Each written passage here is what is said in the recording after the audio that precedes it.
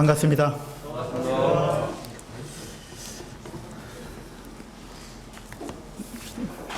지난 주일은 제가 강화도 서인천교회 수양회에 다녀왔습니다. 강화도가 어디쯤 있는지 아십니까?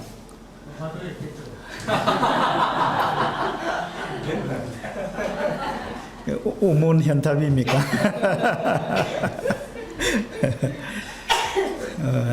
강화도는 우리나라 서쪽 북한 바로 밑에 있는 섬이죠. 그래서 강화도에 산다는 이야기를 듣고 제가 북한 땅을 한번 보고 와야 되겠다, 그런 마음을 가지고 올라갔는데 서울에 내리니까 비가 쏟아지기 시작해가지고 이 수양회 끝나는 날까지 계속 비가 오는 거예요. 그 비가 오니까 하늘이 잔뜩 그냥 흐려 있고 안개도 자욱하고 이래가지고 아이고 북한 땅 못 보고 가겠구나 그래 생각했는데 끝나는 날 오전까지 집회를 했거든요. 하고 점심을 딱 먹고 나니까 하늘에 있는 구름이 싹 그냥 그치는 거예요. 그치고 햇빛이 쨍쨍하게 나가지고 그래서 평화전망대 가서 북한 땅을 봤는데 너무나 선명하게 보였어요. 안내하는 분도 그러더라고요. 이렇게 멀리까지 보이는 적이 잘 없다. 그러면서 거기 강화도에서 일산에 있는 아파트까지 다 보이고 김포 여하튼 우리 쪽도 그렇고 북한 쪽도 그렇고 너무나 선명하게 보였어요. 망원경을 통해서 이제 북한 땅을 보니까 거기 사람들이 임진강 건너편에 북한 땅에서 모내기를 하고 있는데 제가 어릴 때 모심기 하는 방법으로 줄을 잡고 일렬로 행대로 써가지고 손으로 이래 모로 심고 있더라고요. 그런 걸 보면서 참 차이가 많이 난다, 그런 생각이 들었습니다. 집들도 다 스레트 지붕이더라고요. 해설하는 사람 이야기 들어보니까 거기는 위장 가옥들이 많이 있다 그래요. 그리고 탈북한 사람들이 와서 보고 하는 말이 농촌에 이렇게 잘 사는 농촌은 자기가 북한에 있으면서 보지를 못했다, 그렇게 이야기를 하더라고요. 그러니까 무슨 말이냐면 우리나라에서 흔히 보이는 지역이라서 거기는 이제 그들이 성분 좋은 사람들 배치할 뿐만 아니라 집들도 예쁘게 짓고 보여주기 위해서 그렇게 하고 있는 곳이다라는 걸 이제 알 수가 있었습니다. 여러분, 성경에 숨어 계시는 하나님이라는 단어가 나오는데 어디에 나오는지 아십니까? 숨어 계시는 하나님. 그리고 그 말이 의미하는 게 무슨 뜻일까요? 하나님이 숨어 계신다는 게 어떤 의미일까요? 이사야서 45장에 나오는데 잠시 보겠습니다. 이사야 45장 15절입니다. 15절. 구원자 이스라엘의 하나님이여. 이사야 45장 15절. 구원자 이스라엘의 하나님이여, 진실로 주는 스스로 숨어 계시는 하나님이시니이다. 하나님은 숨어 계시는 하나님이시다, 그렇게 나옵니다. 무슨 뜻일까요? 이사야 45장은 이제 고레스에 관한 이야기를 쭉 하고 있습니다. 1절에 보면 여호와께서 그의 기름 부음을 받은 고레스에게 이같이 말씀하시되, 고레스에 관한 이야기를 쭉 하고 있는데 4절에 보면 내가 나의 종 야곱, 내가 택한 자 이스라엘, 곧 너를 위하여 내 이름을 불러. 여기서 내 이름은 고레스입니다. 내 이름을 불러 너는 나를 알지 못하였을지라도 네게 칭호를 주었노라. 그래서 이 고레스는 하나님에 대해서 잘 알지 못했을지라도 하나님은 고레스를 창세전에 택하셨다. 그리고 이 고레스를 통해서 하나님은 하나님의 일을 하기를 원하셨다라는 이야기를 하고 있습니다. 13절에 보면 내가 공의로 그를 일으킨지라. 여기서 그는 고레스죠. 내가 공의로 그를 일으킨지라. 그의 모든 길을 곱게 하리니 그가 나의 성읍을 건축할 것이며 사로잡힌 내 백성을 값이나 갚음이 없이 놓으리라. 이 고레스가 누구죠? 그렇죠. 바사의 왕이었습니다. 바벨론이 바사에 의해서 이제 망했는데 바벨론에 유다 백성이 포로로 잡혀갔잖아요. 그리고 이제 바사가 이제 이 바벨론을 멸망시키고 그 바사가 이제 힘을 얻게 됐는데 그 바사의 이제 왕 중에 고레스라는 왕이 있는데 이 고레스가 이스라엘 백성을 예루살렘으로 돌아가라라고 명령을 내렸던 그러한 왕입니다.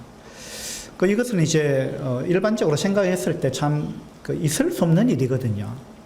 어떻게 이런 일이 가능했을까 싶을 정도로 이 고레스가 자기가 왕이 되자 그 원년에 유다 백성을 보고 너희 중 이스라엘 백성은 유다 백성은 다 너희 하나님의 나라 이스라엘 예루살렘으로 돌아가서 너희 하나님 여호와의 성전을 건축하라. 너희는 다 돌아가라. 그렇게 이제 명령을 내렸습니다. 자기 나라에 있는 노예인데 노예 해방을 시킨 겁니다. 이건 참 쉽지 않은 일이잖아요. 아무 대가도 없이 여기 지금 말씀처럼 내 백성을 값이나 갚음이 없이 놓으리라 이랬잖아요. 그러니까 아무 대가도 없이 대가가 없을 뿐만 아니라 돌아가는데 모든 편의를 다 제공해주고 또 비용을 가까이 있는 사람들은 다 금이나 은이나 뭐 짐승까지 해가지고 그 성전을 짓는 데 도움이 되도록 비용을 대주라 이랬습니다. 너무나 획기적인 일이고 놀라운 일이잖아요.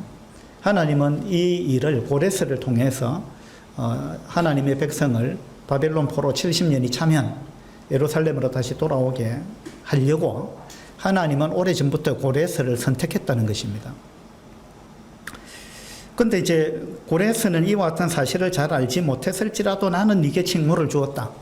그러니까 하나님은 숨어 계시는 하나님이다. 이 말이 하나님은 역사의 이면에서 역사의 전면에 드러나지 않는다 할지라도 역사의 이면에서 하나님은 역사를 움직이시는 분이다. 그런 이야기거든요. 그래서 우리도 이제 살다 보면은 뒤를 이제 우리 과거를 돌아보게 되는 경우들이 있잖아요. 과거를 돌아봤을 때, 야, 그때 어떻게 일이 그렇게 진행이 되었을까? 이것은 하나님의 손길이 아니면은 불가능한 일이었다. 이러한 고백을 할 때들이 있잖아요. 예. 그래서 이제 뒤돌아보니까, 그때는 몰랐는데, 뒤돌아보니까, 이것은 하나님의 섭리였다. 그리고 하나님이 그렇게 하셨다. 그 당시는 내가 몰랐지만, 하나님이 그렇게 하셨다. 이제 이런 고백을 할 때, 하나님은 숨어 계시는 하나님이다. 이렇게 이제 표현할 수 있다는 겁니다. 44장 28절에도 보면, 고레스에 대하여는 이르기를 내 목자라. 자, 하나님께서 고레스를 내 목자다. 내가 선택한 내 백성의 목자다. 이 말입니다. 고레스에 대하여는 이르기를 내 목자라. 그가 나의 모든 기쁨을 성취하리라 하며 예루살렘에 대하여는 이르기를 중건되리라 하며 성전에 대하여는 내 기초가 놓여지리라 하는 자니라. 그래서 하나님은 오래전부터 이 고레스를 마음에 두고 계셨고 고레스를 그 중요한 순간에 이제 선택하셔서 고레스의 마음을 하나님께서 움직이셨다는 겁니다. 그래서 이제 여기 이사야 45장에서 하나님을 숨어 계시는 하나님이다 이렇게 표현했습니다. 근데 성경에는요 하나님의 이름이 한 번도 등장 안 하는 성경이 있어요. 하나님의 이름이 한 번도 등장하지 않지만 하나님의 손길이 무한히 펼쳐지는 그런 성경이 있어요. 어떤 성경인지 아십니까? 예, 에스더서예요. 에스더서에는 하나님의 이름이 한 번도 나오지 않습니다. 그런데 에스더에서 일어나고 있는 일들을 가만히 보면 너무나 놀라운 일들이 척척척 맞아 들어가는데, 야, 이 어떻게 일이 이렇게 진행될까? 에스더서 읽어보면 아주 극적이고 재미가 있잖아요. 그래서 그 이면에, 역사의 이면에 하나님이 숨어서 하나님이 역사를 움직이시는구나 라는 것을 우리는 에스더를 통해서 볼 수가 있죠. 한번 잠시 보겠습니다. 에스더서 2장을 한번 보도록 합시다. 에스더서 2장 21절입니다. 2장 21절. 모르드게가 되골 문에 앉았을 때에 문을 지키던 왕의 내시 빅단과 데레스 두 사람이 원한을 품고 아하수에로 왕을 암살하려는 음모를 꾸미는 것을 모르드게가 알고 왕후 에스더에게 알리니 에스더가 모르드게의 이름으로 왕에게 아뢰니라. 자, 이 당시 이제 왕권은 엄청나게 강합니다. 그런데 그 왕궁에 있는 내시 두 명이 음모를 꾸몄습니다. 뭐냐면 왕을 죽이려고, 왕을 살해하려고 음모를 꾸몄습니다. 이건 아주 놀라운 일이죠. 그런데 이 중차대한 음모를 꾸미는데 하필이면 모르드게가 이걸 들었다는 거예요. 모르드게가 대궐 문에 앉았을 때에 이랬죠. 모르드게가 그 대궐 문 앞에 앉아 있는데 이 내시들이 이런 음모를 지금 이야기를 한 거예요. 모르드게가 이걸 알게 됐습니다. 그 모르드게가 이제 에스더한테 이야기를 해가지고 이제 왕한테 이 이야기가 들어갔죠. 그렇게 해서 이 왕을 암살하려는 이러한 음모가 이제 실패로 돌아갔습니다. 왜 하필 그 자리에 모르드게가 있었을까요? 그리고 이 중차대한 음모를 꾸미는데 어떻게 이렇게 이 사람들이 조심성 없이 이야기를 해가지고 이것이 누설이 됐을까요? 그 사람들은 아마 극도로 조심한다고 했을 거예요. 그죠? 이런 음모를 그들이 얼마나 조심스럽게 비밀리에 그렇게 꾸몄겠어요. 그런데 이것이 모르드게 귀에 들어갔다 이 말입니다.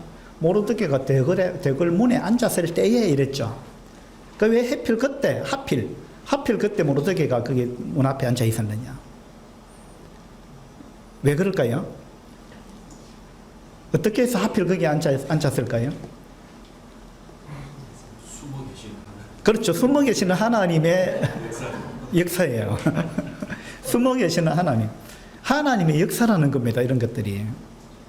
우리가 볼 때는 이게 우연 같아요. 그런데 이건 우연이 아니죠. 하나님이 이렇게 만들어 가시는 거예요. 역사를. 그 다음에 5장으로 한번 가보면요. 5장 14절입니다. 14절.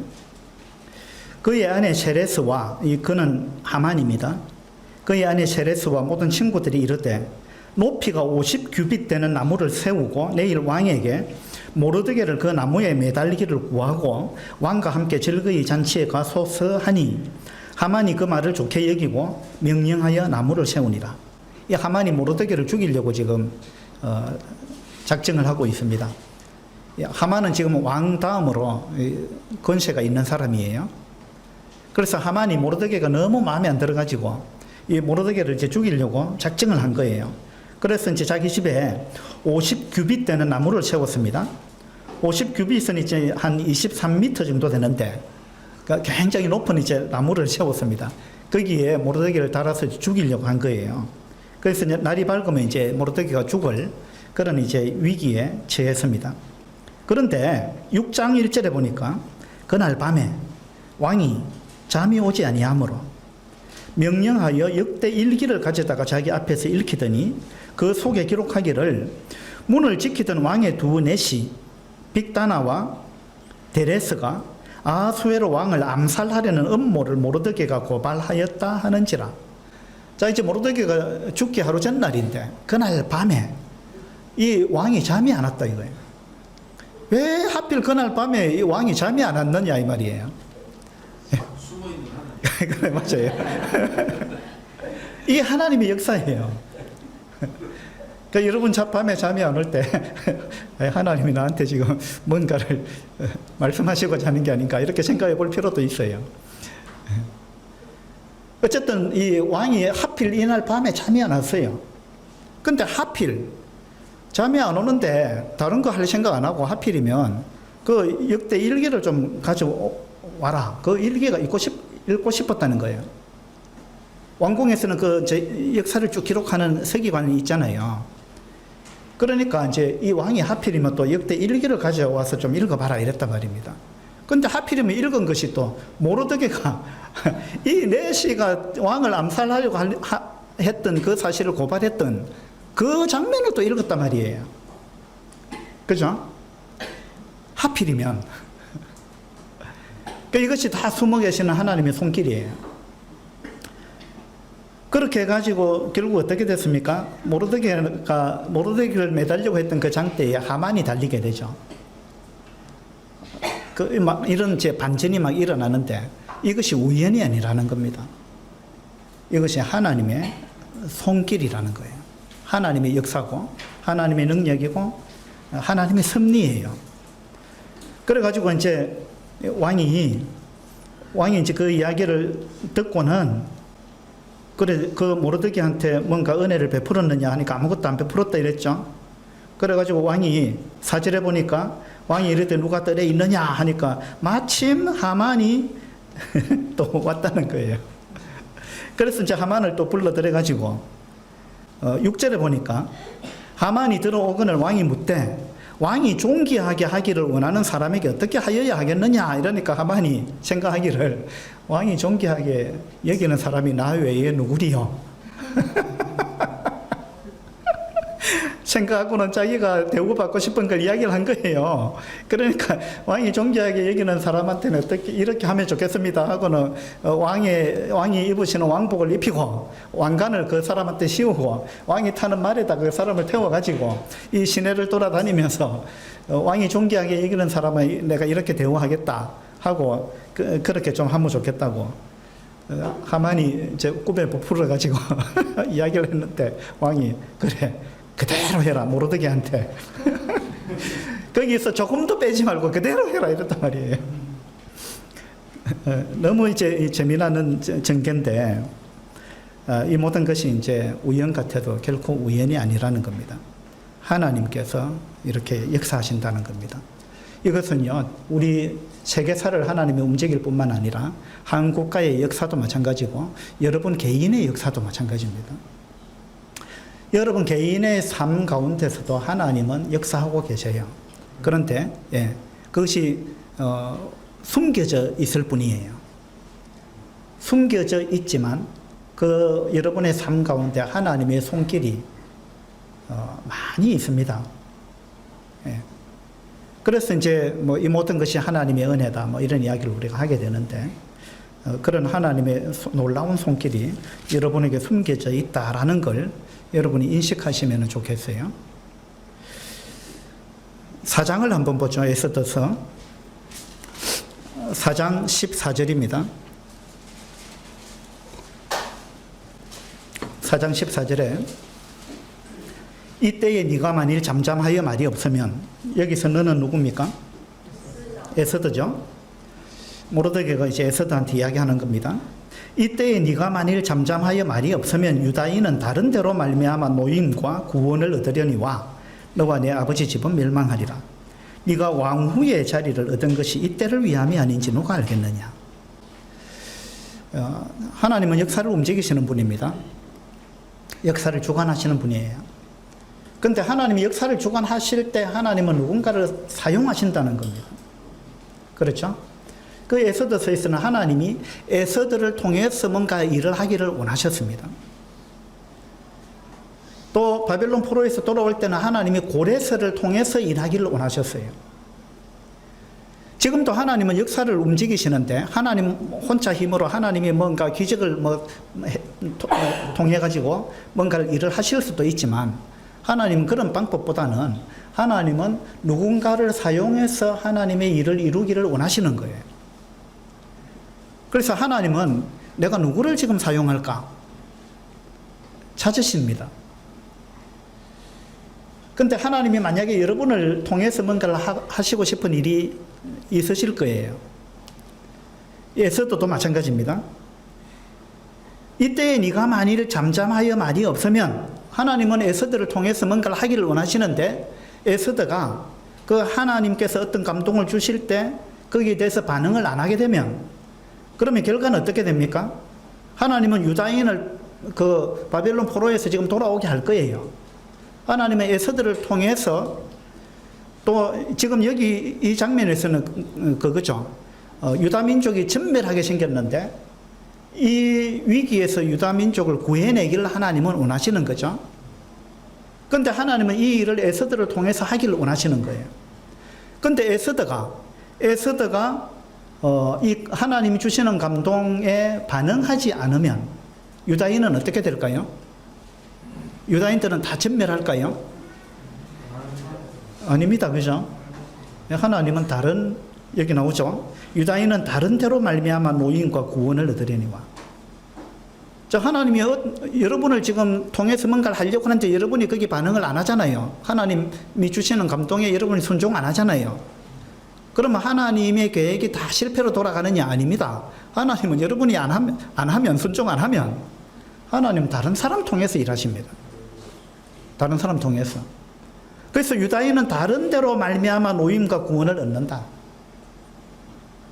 하나님이 쓸 수 있는 자원은 무궁무진해요. 하나님이 사용할 수 있는 사람들은 굉장히 많단 말이에요. 하나님은 꼭 사람만 사용하시는 게 아니에요. 하나님은 온갖 걸 다 사용하십니다. 하나님은 동물도 사용하셔요. 하나님은 지진을 일으켜가지고 일을 하기도 하십니다. 바울이 빌립보 감옥에 갇혔을 때 하나님은 지진을 일으켜가지고 일하셨어요. 바울을 구해냈습니다. 그죠? 근데 하나님이 정말로 사용하기를 원하는 것은 어떤 그런 것보다 하나님은 우리 사람을 사용해서 사람을 통해서 무언가를 하기를 원하시는 분이 하나님이에요. 그래서 하나님은 여러분 모두를 하나님은 사용하기를 원하십니다. 그래서 하나님께서 여러분을 사용하시기 위해서 하나님은 여러분들한테 어떤 성령님을 통해서 감동을 주시는 거예요. 그때 여러분이 어떻게 반응할 거냐? 여러분이 거기에 순종할 거냐 안 할 거냐? 여러분 고집대로 그냥 갈 거냐? 안 그러면 여러분의 생각과 고집을 꺾고 그 하나님이 주시는 감동에 즉각적으로 여러분이 순종할 거냐? 이것에 따라서 하나님은 여러분을 사용하실 수 있느냐 아니면 여러분을 사용하기를 하나님은 포기하고 다른 사람을 사용할 거냐? 아니면 이 사람 저 사람 다 불순종하면 하나님은 동물을 사용하십니다. 그렇지 않습니까? 그 엘리야가 몇 년 동안 비와 이슬이 없는 그런 하나님의 징계 가운데 있을 때 엘리야가 그리 시내가에 먹을 것이 없는 가운데 있었습니다. 그때 엘리야가 뭘 먹었죠? 그 음식을 누가 공급했죠? 까마귀가 공급했습니다. 까마귀가 아침 저녁으로 떡과 고기를 물어다가 엘리야한테 갖다 줬습니다. 몇 년간 지금 가물었습니다. 비도 없고 이슬도 없는 이런 하나님의 징계 가운데 있었는데 까마귀 입장에서 생각해 보세요. 까마귀도 자기가 먹을 음식이 지금 부족하지 않겠어요? 그런 환경이라면. 그런데 까마귀를 보고 하나님이 너가 이 떡하고 고기를 물어서 엘리야한테 갖다 주라 그러는데 까마귀가 나도 배고픈데요. 하고 자기가 먹을 수도 있는데 그걸 물어다가 엘리야한테 갖다 줬단 말이에요. 아침 저녁으로. 그죠? 이런 거는 상당히 우리를 부끄럽게 하는 이야기예요. 사람은 잘 순종 안 하는데 이 동물은 순종한다 이 말입니다. 노아 홍수 때도 마찬가지입니다. 노아 홍수 때 그 120년 동안 노아의 가족들이 이 방주에 타야 된다고 그렇게 전도했는데 노아 가족 외에 아무도 안 탔잖아요. 근데 동물들은 탔잖아요. 예. 그 다음에 그 요한복음 21장에 우리 지난주 공부했습니다마는 그때 주님이 나타나셔서 베드로를 보고 배 오른편에 그물을 던지라 이랬습니다. 밤새도록 그물을 던졌는데 한 마리도 고기를 못 잡았습니다. 그런데 새벽에 주님이 나타나셔가지고 배 오른쪽에, 멀리도 아닙니다. 그냥 네 배 오른쪽에 그물을 내려라 이랬어요. 그 베드로가 생각할 때는 야 밤새도록 해봤는데 헛땅 쳤는데 여기 배 오른쪽에 던진다고 뭐가 있겠냐. 그렇지만 순종했잖아요. 그때 놀라운 역사를 봤습니다. 근데 더 놀라운 거는 그 배 오른쪽에 그물을 던져라 했을 때 그 물고기들이 주님 말씀에 순종해서 그 그물 속에 들어간 거 아니에요? 자기의 목숨을 걸고 그런 거 아닌가요? 사람은 진짜 순종 잘 안 합니다. 예? 근데 동물들은 순종해요. 요나서에도 보면 요나는 그렇게 불순종하잖아요. 근데 큰 물고기가 요나를 건지잖아요. 하나님이 큰 물고기한테 명령한 거 아니에요. 너 지금 빨리 이 배 가까이로 와서 여기 한 사람 뛰어내릴 테니까 삼켜라. 그런데 씹어먹거나 소화시키지는 마라. 그러면 나중에 내뱉어라. 그대로 순종하잖아요. 그죠? 예. 그래서 이제 하나님은 어쨌든 숨어 계시는 하나님인데, 다시 말해서 우리가 모르게, 우리가 알게 모르게 그런 일 많습니다. 우리 인생을 돌아보면 하나님은 숨어서 그렇게 일하시고 역사하십니다. 또 그렇게 역사하실 때 하나님은 우리를 사용하기를 원하시는 거예요. 우리를 사용해서 하나님은 놀라운 일들을 이루어 가기를 원하시는 그런 분이다 라는 것을 우리가 알 수 있습니다. 사도행전 강의하고 있는데 23장을 한번 봅시다.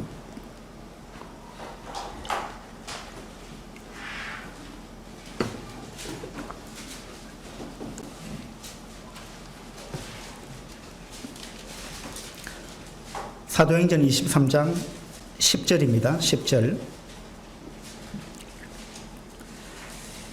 큰 분쟁이 생기니 천부장은 바울이 그들에게 찢겨질까 하여 군인을 명하여 내려가 무리 가운데서 빼앗아 가지고 영내로 들어가라 하니라.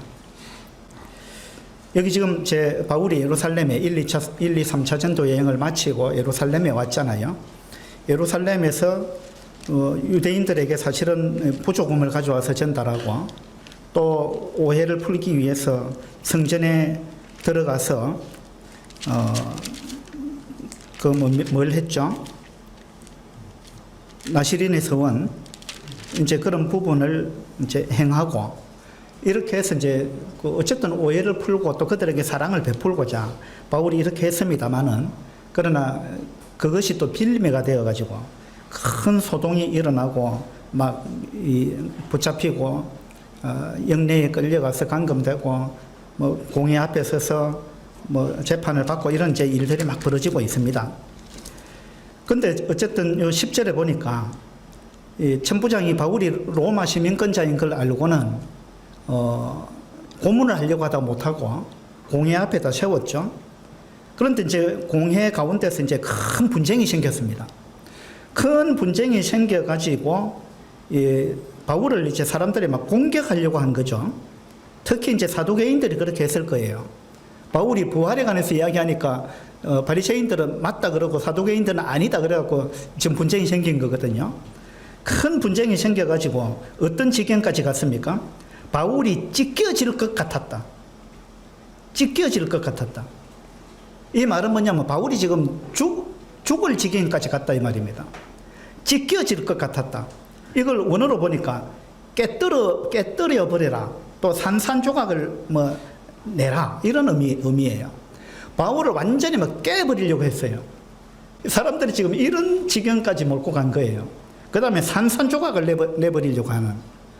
그러니까 우리 이 번역 성경에도 찢겨질까 하여 이랬잖아요. 아주 지금 위급한 상황까지 갔다 이 말입니다. 찢겨질까 하여 군인을 명하여 내려가 무리 가운데서 빼앗아가지고 갔다. 그러니까 얼마나 지금 위급한 순간에 있었는가라는 걸 알 수 있습니다. 바울은 지금 완전 죽을 고비를 지금 넘기고 있는 거예요. 그런데 지금 여기 하루 이틀 사이에 바울이 죽을 고비를 한두 번 넘긴 게 아니에요. 지금 예루살렘에서 21장 30절에 보면요. 21장 30절에 성전에서 처음에 이제 소동이 일어났을 때입니다. 온 성이 소동하여 백성이 달려와 모여 바울을 잡아 성전 밖으로 끌고 나가니 문들이 곧 닫히더라. 그들이 그를 죽이려 할 때에 처음부터 이 사람들은 유대인들은 바울을 죽이려고 했어요. 죽이려고 할 때에 이 소란한 소리를 듣고 천부장이 군인들 끌고 내려와서 구해냈잖아요. 이때 죽을 고비를 한번 넘겼습니다. 그 다음에 이때뿐만 아니에요. 35절에 보면 그래 이제 군인들이 바울을 이제 구해가지고 가는데 바울이 청대에 이를 때에 무리의 폭행으로 말미암아 군사들에게 들려가니 이 바울을 군사들이 막 들고 막 공중에 이렇게 들고 옮겼다는 거예요. 왜냐하면 그냥 가면은 지금 이 사람들한테 해를 당할 것 같은, 잘못하면 죽을 그런 지금 위기 가운데 있다는 거예요. 그래가지고 들려서 옮겨졌습니다. 36절에 보니까 이는 백성의 무리가 그를 없이하고자 외치며 따라가미르나. 그를 없이하고자 죽여버리겠다. 막 살기를 품었습니다. 사람들이요. 하나님 믿는다는 사람들이 무서운 거죠. 이게 사상이라는 게 이렇게 무서운 거예요. 하나님 믿는다 하면서도. 그래서 여기서도 사실은 또 죽을 고비를 넘겼죠. 그 다음에 22장 22절에 보면요. 22장 22절에 이 말하는 것까지 그들이 듣다가 소리 질러 이르되 이러한 자는 세상에서 없애버리자, 살려둘 자가 아니라 하여 떠들며 옷을 벗어 던지고 뒷걸을 공중에 날리니. 이 지금 사람들이 얼마나 격분해 있는지 완전히 살기를 품었어요, 사람들이. 그래서 이제 이와 같은 이제 죽을 고비를 한 이틀 사이에 바울이 몇 번을 이렇게 넘겼습니다. 이때 이제 바울의 마음이 어떻겠어요? 야, 이거 뭐 내 인생이 이렇게 끝나는 거구나. 이런 어떤 위기감을 느꼈을지도 모르겠어요. 그런데 이제 23장 11절에 가보니까 23장 11절에 그날 밤에 이러한 일들을 이제 당하고 있는데 그날 밤에 주께서 바울 곁에 서서 이르시되 담대하라. 네가 예루살렘에서 나의 일을 증언한 것 같이 로마에서도 증언하여야 하리라. 이렇게 말씀하셨습니다. 그래서 바울에게 주님이 바로 곁에 서서, 주님이 바울 곁에 서서 내가 너와 함께 있다. 그리고 네가 할 일이 있다. 네가 예루살렘에서 복음을 전한 것처럼 로마에서도 그 일을 해야 한다. 이 말은 뭐냐 하면 네가 로마에 가게 된다. 그리고 여기서 네가 안 죽는다 이 말입니다. 네가 여기서 죽지 않는다. 그렇게 주님께서 격려하시고 이제 위로하시는 이러한 제 놀라운 장면이 기록되어 있습니다. 그래서 바울은 주님의 이 말씀을 듣고 아마 이제 안심했을 겁니다. 아, 내가 여기서 안 죽는구나. 무슨 일이 일어나도 나는 여기서 죽지 않는다. 너희들이 아무리 살기를 품고 그렇게 덤벼든다 할지라도 나는 여기서 안 죽는다. 왜? 하나님께서 나를 로마에 보내기로 작정하셨다. 이러한 이제 믿음을 바울이 가지고 안심했지 않겠나 이런 생각이 듭니다. 근데 12절에 보면요. 날이 새매 유대인들이 당을 지어 맹세하되 바울을 죽이기 전에는 먹지도 아니하고 마시지도 아니하겠다 하고 이같이 동맹한 자가 몇 명요? 40여 명이더라. 그러니까 그 다음날 날이 샜는데 지금 일이 이렇게만 흘러가고 있는 거예요. 유대인들이 동맹을 해가지고 40여 명이 바울을 우리가 반드시 죽인다. 무슨 일이 있어도 죽인다. 바울을 죽이기 전에는 내가 먹지도 않고 또 마시지도 않겠다. 그렇게 맹세한 사람들이 40여 명이 됐다는 거예요. 이런 이제 급박한 상황으로 지금 일이 흘러가고 있어요. 근데 바울은 절대 안 죽습니다, 여기서. 맞죠? 그래서 이러한 가운데서 하나님은 바울을 건져내실 겁니다. 건져내시는데 하나님은 누굴 사용해서 이 일을 하시는지 아십니까? 예? 천부장. 예, 천부장도 맞아요. 하나님이 유대인들은 지금 바울을 죽이려고 합니다. 근데 이방인이었던 이 천부장은 사실은 하나님의 일을 돕는 역할을 합니다. 그죠? 이게 이제 하나님이 천부장을 쓰신다는 거예요. 고레스를 썼듯이 하나님은 사람을 쓰십니다. 믿는 사람을 쓰고 싶지만 믿는 사람이 마땅치 않을 때는 믿지 않는 사람도 쓰고요. 그 다음에 동물도 쓰고 지진도 쓰고 이런 하나님의 자원은 다양해요. 예. 근데 하나님은 사실은 정말로 이 믿음을 가진 사람들을 쓰기를 원하는 거죠.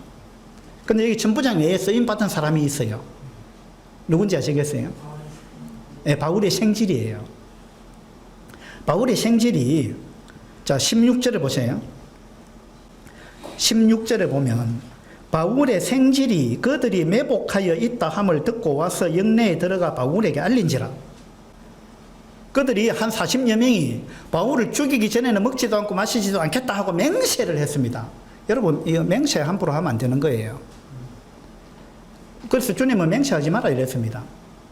왜냐하면 우리가 하는 맹세는요, 지키기도 어려울 뿐만 아니라 우리는 그 당시는 이것이 분명하다 하고 확신을 갖고 맹세를 해요. 그런데 세월이 지나고 보면 그게 아니구나라는 걸 알게 되는 거죠. 우리의 판단은요, 항상 정확한 건 아니에요.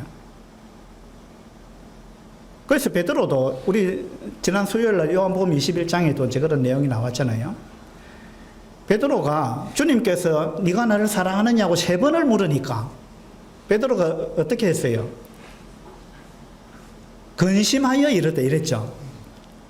근심하여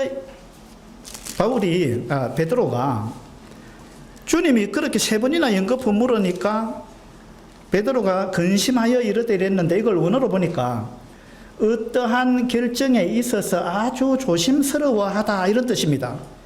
근심하여 이르되, 이것이 원어로 보니까 어떤 것을 결정하는 데 있어서 굉장히 조심스럽다, 조심스러워한다 이런 이야기예요. 근데 이거는 베드로의 원래 모습이 아닙니다.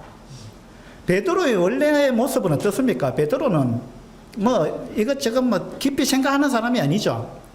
항상 보면은 주님을 알아차리는 거는 요한이 먼저 알아차렸는데 행동은 베드로가 먼저 합니다. 그죠? 뛰어내릴 때도 그랬잖아요. 배에서 뛰어내릴 새벽에 주님한테 갈 때도 그랬고요. 그 다음에 무덤에 갈 때도 그랬습니다. 요한이 먼저 달려갔는데 요한은 무덤 안에 안 들어가고 바깥에서 이렇게 보고 있었잖아요. 베드로가 뒤늦게 와서 먼저 들어갔잖아요. 베드로는 항상 성급한 사람입니다. 그리고 베드로는 항상 장담을 잘하는 사람이에요.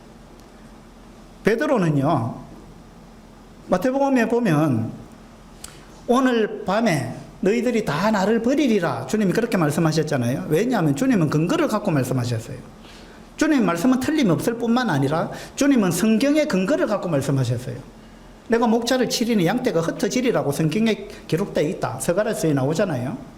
그래서 오늘 밤에 너희들이 다 나를 버린다, 버리게 돼 있다, 버린다라고 이야기했는데 베드로는 뭐라 했어요? 다 버릴지라도. 그 주님이 너희가 다 버린다 그랬는데 주님, 다른 제자는 다 버려도 나는 아닙니다. 나는 아닙니다. 장담을 했던 사람이 베드로입니다. 그죠? 그러니까 예수님이 아니다. 닭 울기 전에 네가, 주님이 베드로를 지목했습니다. 닭이 울기 전에 네가 3번 나를 부인할 거다 이랬습니다. 그럼 베드로 뭐라 했어요? 주님이 이렇게 말씀하시는데 베드로는 주님 무슨 말씀하십니까? 내가 죽을지언정, 나는 그렇게 안 합니다. 죽을지언정 내가 주를 부인하지 않습니다. 장담을 했잖아요. 이게 베드로의 성격이거든요.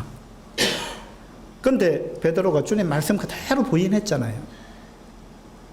그리고 요한복음 21장에 와서 주님이 네가 나를 사랑하느냐고 3번 연거푸 물으니까 주님, 베드로가 이전 같으면 장담을 할 건데 지금 이제 장담 못하는 상황이 된 거예요. 그죠? 그래서 베드로가 근심하여 이르되, 베드로가 그때부터는 장담을 잘 안 하는 사람이 됐어요. 이건 굉장히 중요한 변화인데 우리도 그래야 됩니다. 우리도 함부로 맹세한다거나 장담을 하는 거, 이거 진짜 우리 조심해야 되는 거예요. 그래서 베드로처럼 근심하여 이르되, 우리가 어떤 이야기를 할 때 조심해서 내 생각은 이렇습니다. 그런데 내 생각이 틀릴 수도 있습니다. 이런 게 이제 아름다운 태도죠. 근데 어쨌든 사도행전 23장에 와서 보니까 이 40여 명이나 되는 유대인들이 맹세했습니다. 바울을 죽이기 전에는 먹지도 않고 마시지도 않겠다. 그 바울이 안 죽었잖아요. 그 이 사람들 어떻게 했는지 모르겠어요. 정말로 먹지도 않고 마시지도 않았는지 모르겠어요. 끝까지. 그러니까 맹세하면 안 되는 거예요. 그러니까 너무 우리가 자신만만해하면 안 된다는 거죠. 어쨌든 이런 상황이었는데 그들이 이렇게 이제 음모를 꾸몄는데 이 음모가 바울의 생질이 이걸 들었다는 거예요. 모르드게가 그 대궐 문 앞에 앉아서 내시들이 음모를 꾸미는 걸 들었듯이 이게 우연이 아니라는 겁니다. 우연이 아니죠.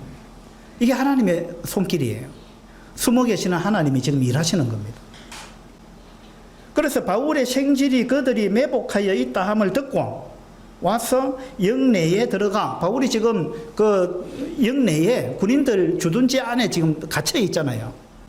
이게 이제 안토니아 요새인데 그 영내에 바울의 생질이 들어갔습니다. 바울의 생질이니까 바울의 누이의 아들 아닙니까, 생질이. 그렇다면은 바울은 지금 30대고 이 생질 같으면은 20대나 아니면은 뭐 10대일지도 모르는데, 그런데 이 젊은 청년이 그 영내에 들어갔다 이 말입니다. 들어가서 바울을 만난 거예요. 근데 영내에 지금 바울의 생질 외에는 아무도 지금 안 찾아간 것 같아요.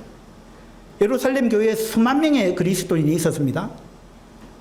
근데 지금 바울은 사실은 완전히 혼자예요. 그리고 아시아에서부터 예루살렘에 따라왔던 그 동역자들이 있었잖아요. 그들도 지금 아무도 바울 곁에 지금 간 사람이 없는 것 같아요. 근데 바울의 생질, 이 젊은 청년이 영내에 들어간 거예요. 영내에 들어갔다. 영내에 아무나 들어갈 수 있는 것 같지가 않은데 이 바울의 생질은 이걸 시도를 했습니다. 그리고 들어가게 된 거예요. 이와 같은 걸 봤을 때 바울을 만나러 사실은 예루살렘에 있는 성도들이 갔어야 되는데 예루살렘 교회 장로들과 사도들과 또 율법에 열심히 있는 수만 명이 있었잖아요. 이런 사람들은 이 일을 안 했어요. 근데 이 젊은 청년 바울의 생질이, 이 바울의 생질 이름이 뭔지도 몰라요. 성경에 이름도 안 나와 있습니다. 그런데 하나님은 이때 바울의 생질을 쓰기를 원하셨어요. 바울의 생질은 이것에 하나님의 어떤 이 감동에 반응을 한 거예요. 순종했다 이 말입니다. 그렇게 해서 영내에 들어가서 바울을 만났습니다. 바울한테 이 이야기를 했고 바울은 이 생질을 백부장을 불러가지고 이 지금 죄수의 신분으로 바울이 영내에 갇혀 있는데 거기서요 백부장, 지금 우리로 치면 중대장 정도에 해당하는데 이 죄수의 신분으로 지금 잡혀 있는 바울이 중대장을 만나고 중대장한테 부탁을 해가지고 이 사람 데리고 천부장한테 좀 데리고 가라. 지금 바울이 그렇게 이야기하는데 이런 부탁도 사실은 쉬운 일이 아니잖아요. 근데 어쨌든 이 일이 이루어집니다. 이게 하나님의 손길이에요. 그렇게 해서 이 백부장이 100명의 부하를 가진 중대장급에 해당하는 이 백부장이 이 젊은 그냥 청년을 데리고 천부장한테 데리고 가는 거예요. 천부장은 제가 가만히 생각해 보니까 요즘 군대 계급을 하면 얼마쯤 될까 생각해 보니까 1000명의 부하를 거느렸으면요 한 연대장급 되거든요. 그러면 연대장이면 계급이 대령입니다. 대령.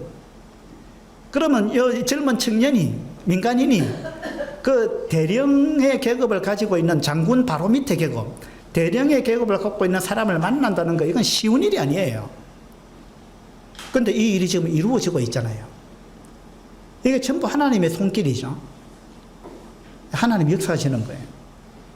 그렇게 해서 이 천부장한테 가서 이 바울의 생질이 이야기를 합니다. 근데 천부장이 이 말을 믿었어요. 이걸 안 믿을 수도 있는데, 맞잖아요? 바울의 생질의 말을 믿습니다. 이 젊은 청년의 말을 믿는다 이 말이에요. 이런 모든 일들이 이게 우연이 아닌 거죠. 그죠? 어쩌면 이 천부장이 이거 정말 믿을 만한 정보인가 의심도 많이 해봤을 거예요. 그런데 이것이 정말 믿을 만한 정보가 아니라 할지라도 혹시나 이 사람의 말이 혹시나 맞는다면 바울이 잘못하면 죽을 수도 있다. 그러면은 이 천부장의 위치가 굉장히 위태로워지거든요. 왜냐하면 로마 시민권자를 자기가 보호를 잘못해가지고 죽었다. 이렇게 되면 자기 목이 달아날 수 있는 그런 이제 지경이잖아요. 그래서 천부장이 바울을 로마 시민인지 확인도 안 하고 막 고문하려고 했던 그런 이제 부분들이 있기 때문에 아마 좀 더 신경을 쓰지 않는가 이제 이런 생각이 들어요. 그러니까 이 모든 일들이 바울이 고문을 당할 뻔한 일이라든지 등등 이 모든 일들이 사실은 다 우연이 아니라는 거예요. 하나님의 퍼즐 속에 하나님은 이러이러이러한 일들을 통해 가지고 이렇게 일이 진행되도록 하는 하나님의 머릿속에는 그 모든 것이 이 퍼즐처럼 딱딱딱 들어맞는 하나님의 계획이 있다는 거예요. 하나님은 이 모든 것에 대한 계획을 갖고 계신 분입니다. 그리고 하나님은 그렇게 역사하시는 분이에요. 그렇게 해가지고 천부장이 이 이야기를 딱 듣자마자 어떻게 했습니까? 23절에 보세요.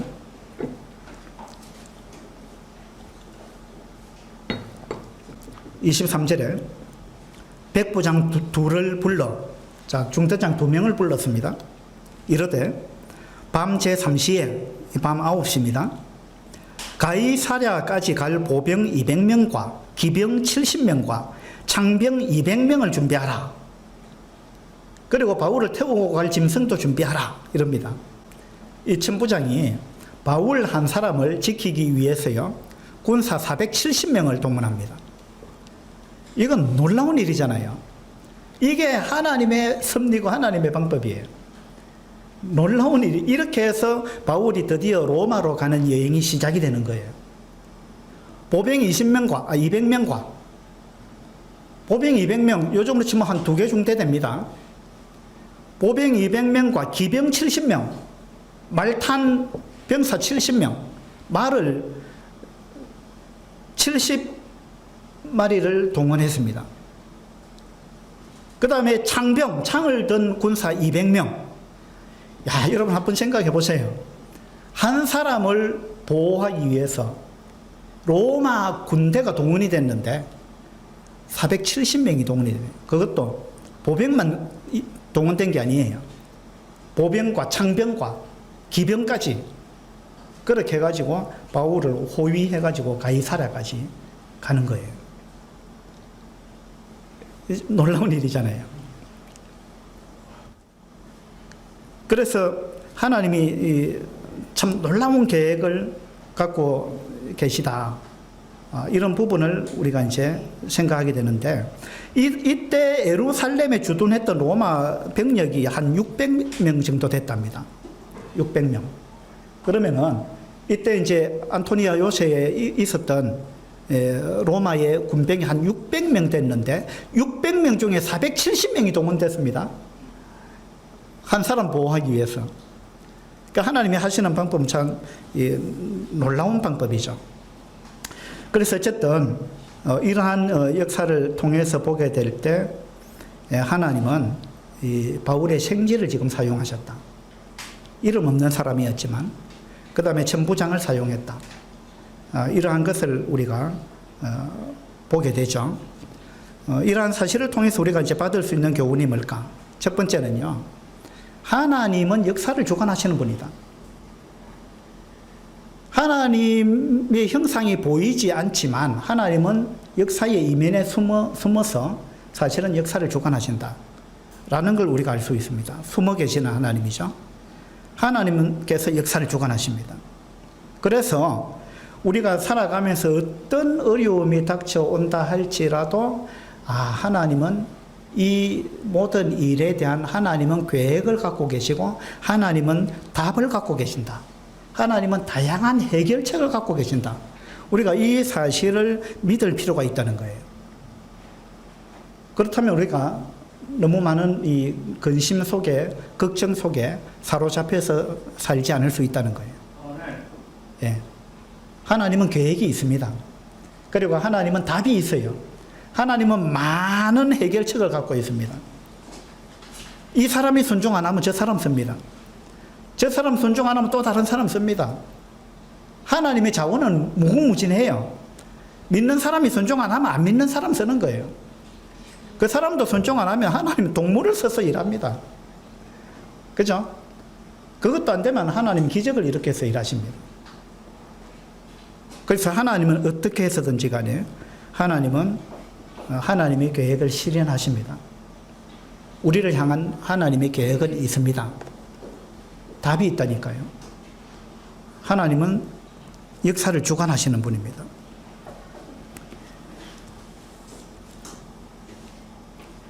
두 번째 얻을 수 있는 교훈은요. 하나님께서는 누군가를 사용하기를 원하시는데 하나님은 상황마다 누군가를 쓰기를 원하는데 그 중에 우리가 포함되어 있다는 거예요. 하나님은 여러분을 쓰기를 원하십니다. 여러분을 통해서 하나님은 뭔가 일을 하기를 원하십니다.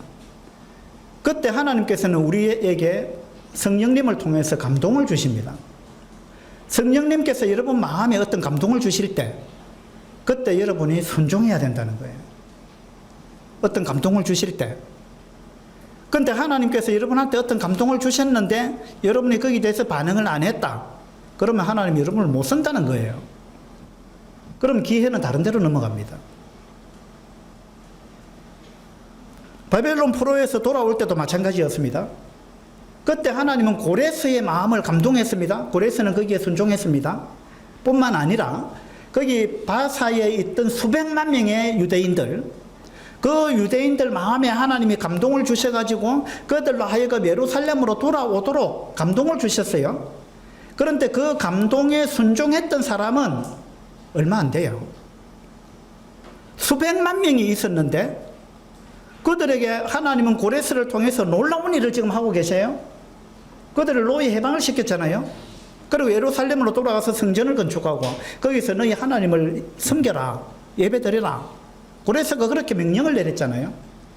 그런데 이와 같은 놀라운 일들이 벌어지고 있는데 그 감동에 반응한 사람은 한 5만 명 정도밖에 안 돼요. 많은 사람들이 거기에 반응을 안 했다는 거예요. 남아버렸습니다. 그래가지고 완전히 죽을 고비를 맞았잖아요, 그들이. 그래서 우리가 하나님께서 우리한테 감동을 주실 때 내가 어떻게 할 거냐? 내가 순종할 거냐? 아까 보니까 물고기도 순종했잖아요. 나귀도 순종했잖아요. 발람 시대 때는 보니까 나귀도 순종했잖아요. 사람은 순종 안 하는데 까마귀도 순종했어요. 고레스도 순종했고. 그래서 하나님께서 우리한테 감동을 주실 때 우리가 순종하자. 그러면 하나님이 우리를 통해서 놀라운 일을 하신다는 거예요. 그렇게 우리 모두가 쓰임 받을 수 있으면 좋겠다. 그런 생각이 듭니다. 모르드게가 에스더한테 이야기했습니다. 이때에 네가 만일 잠잠하면 유다인은 다른 데로 말미암아 구원을 받을 것이다. 그리고 네가 왕후의 지위를 얻은 것이 이 때를 위함이 아닌지 누가 알겠느냐. 여러분이 현재 어떤 위치에 있는 것이 하나님이 어떤 일을 위해서 그것을 허락하셨다라는 거예요. 그 다음에 누가복음에 보면 예수님이 그 예루살렘에 이제 나귀를 타고 입성했잖아요. 그때 많은 사람들이 막 호산나 호산나 하면서 막 주님을 찬양하고 그 주님을 왕이라고 막 이렇게 높였습니다. 그때 바리새인들이 예수님 보고 당신의 제자들 좀 조용하게 좀 시켜라 그랬습니다. 그때 예수님 뭐라고 하셨죠? 이 사람들이 침묵하면 돌들이 소리 지를 거다. 돌들이 소리 지를 거다. 하나님은 그렇게 하실 수 있어요. 주님이 왕으로 예루살렘에 입성하는데 아무도 주님을 찬양하지 않고 높이지 않으면 돌들이 노래를 부를 수 있어요. 하나님 그거 하실 수 있습니다. 나귀가 입을 열어서 말을 했잖아요. 돌들이 찬양할 수 있습니다. 사람이 안 하면 하나님 그렇게 또 하시는 분이에요. 그래서 우리가 이와 같은 그 숨어 계시는 하나님, 우리를 통해서 일하기를 기뻐하시는 하나님, 이와 같은 사실을 우리가 알면서 배워야 될 경우니 하나님이 나를 통해서 일하기를 원하시는구나. 그래서 하나님이 나한테 어떤 감동을 주시는구나. 그때 내가 적극적으로 순종하자. 내가 순종하지 않으면 내가 할 일을 돌들이 할 수도 있다. 내가 할 일을 나귀가 할 수도 있다. 우리 굉장히 우리를 부끄럽게 하는 이야기잖아요. 이때 네가 잠잠하면은 유다인은 다른 데로 말미암아 구원을 받을 거다. 이때 이들이 침묵하면 돌들이 소리 지를 거다. 이런 말씀들을 우리가 마음에 새기면서 주님께서 우리한테 감동을 주실 때 우리가 적극적으로 순종하는 것이 대단히 중요하고, 그렇게 했을 때 하나님께서 우리를 통해서 일하시는구나. 하나님은 우리를 사용하기를 원하시는구나. 이러한 부분들을 우리가 기억할 수 있으면 좋겠습니다. 기도합시다. 아버지 하나님, 우리가 느끼지 못했을지라도 하나님은 우리의 삶 가운데서 역사하고 계셨습니다. 그리고 지금도 그러하고 앞으로도 그러할 것입니다. 하나님은 우리와 함께 일하기를 기뻐하시고 우리를 통해서 일하기를 기뻐하신다는 사실을 우리가 발견합니다. 그렇게 하기 위해서 하나님은 우리의 마음에 성령님을 통해서 감동을 주십니다. 우리가 성령을 일할 때 성령을 따라 행하는, 순종하는 그러한 자들이 되게 하셔서 우리의 삶이 하나님께 귀하게 쓰임받는 그런 인생이 되게 해주시기를 바랍니다. 감사드리며 우리 주 예수 그리스도 이름으로 기도드립니다. 아멘.